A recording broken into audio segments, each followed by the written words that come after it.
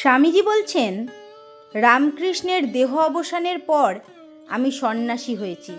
তিনি বিবেকানন্দকে দেখে যাননি, তিনি শুধু তার নরেনকে চিনতেন। ভালোবাসার সেই বন্ধন আমি সন্ন্যাসী হয়েও কাটিয়ে উঠতে পারিনি। সব বন্ধন ছিন্ন করেছি, একটি বন্ধন পারিনি। শ্রীরামকৃষ্ণ যতদিন জীবিত ছিলেন আমি সন্ন্যাসী হতে পারিনি। তিনি দীক্ষা দিয়েছেন আমাকে, সন্ন্যাসের দীক্ষা, কিন্তু সর্বত্যাগী সন্ন্যাসী হয়ে কিছুতেই তার চোখের আড়ালে যেতে দেননি, হতে দেননি নিঃসঙ্গ পরিব্রাজক। বড্ড যে ভালোবাসতেন আমাকে। আমি সন্ন্যাসী হয়ে চলে গেলে তার চোখের জল পড়ত। আমি জননী ভুবনেশ্বরীর চোখের জল ফেলতে পেরেছি, হতে পেরেছি সন্ন্যাসী, কিন্তু রামকৃষ্ণকে কষ্ট দিতে পারিনি। তাকে কষ্ট দেওয়ার কষ্ট আমি কি সহ্য করতে পারতাম?